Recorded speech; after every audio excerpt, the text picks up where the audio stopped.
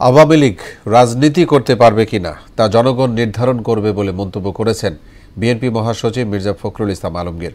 আর দলের স্থায়ী কমিটির সদস্য আমির খসরু মাহমুদ বলেছেন, আগামীতে কেউ যেন ক্ষমতার অপব্যবহার করতে না পারে সেদিকে খেয়াল রাখতে হবে।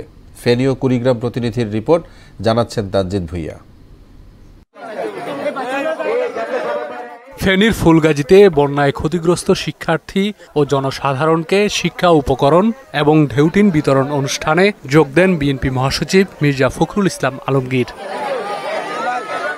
বক্তব্যে তিনি বলেন, রাজনৈতিক দল হিসেবে আওয়ামী লীগকে বাধা দিতে পারে না বিএনপি, তবে গণহত্যার দায়ে শেখ হাসিনা সহ সবাইকে বিচারের আওতায় আনতে হবে। এ নিয়ে বিএনপির অবস্থান ভুলভাবে ব্যাখ্যা দেয়া হচ্ছে।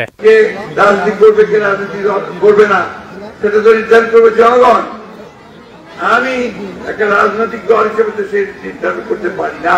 সুতরাং এখানে কোনো ভুল বুঝাবুঝির অবকাশ নাই।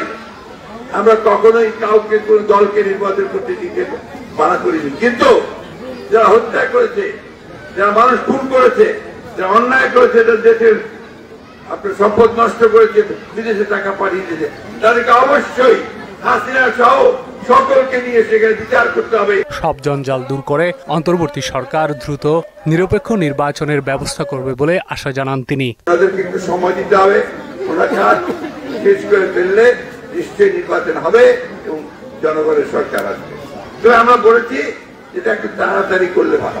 এদিকে কুড়িগ্রামের উলিপুরে এক জনসভায় বিএনপির স্থায়ী কমিটির সদস্য আমির খসরু মাহমুদ বলেন, আবারও যাতে স্বৈরাচারী অপশক্তি ফিরে আসতে না পারে সে ব্যাপারে সবাইকে সজাগ থাকতে হবে। ক্ষমতার ভারসাম্য সৃষ্টি করা হবে, প্রধানমন্ত্রীর হাতে সব ক্ষমতা দেওয়া, যার মাধ্যমে হাসিনার মতো দৈত্য সৃষ্টি হয়েছে, সেই দৈত্য যাতে সৃষ্টি না হয়, ক্ষমতার বন্টন হবে, ভারসাম্য রক্ষা করা হবে। দুইবারের বেশি প্রধানমন্ত্রী থাকবে না। তারেক রহমান সাহেবের সিদ্ধান্ত। জনগণ রায় দিলে আগামীতে তারেক রহমানের নেতৃত্বে জাতীয় সরকার গঠন করা হবে বলেও জানান তিনি।